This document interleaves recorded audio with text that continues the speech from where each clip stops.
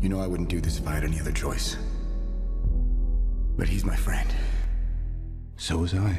It's the Avengers, but gone wrong. It's Civil War. Captain America versus Iron Man. I really do have a strangely serious investment in these films.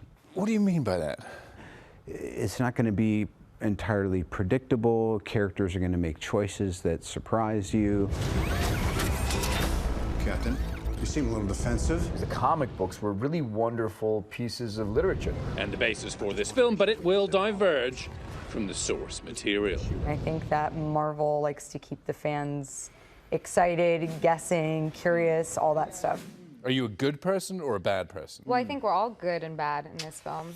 You're all good and bad. Yeah, because it's a civil war. Downey is playing a much darker version of Tony Stark than he's ever played, and he's just crushing it. Sometimes I want to punch you in your perfect teeth.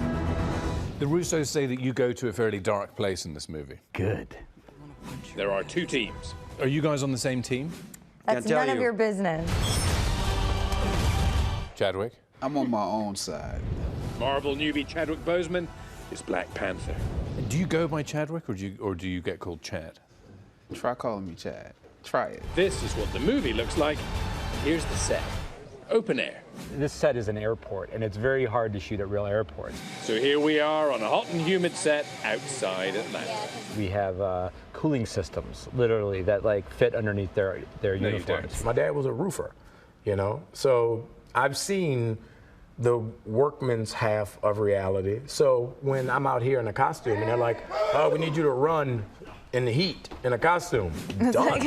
Done. So I don't have to get on the roof. Roll sound. Let's do it. You can't complain. You're out of your mind. You get to come and play and eat, and they feed you. Free food. Which can be a curse or a blessing. I got food poisoning from chicken noodle soup last night. Ugly scene.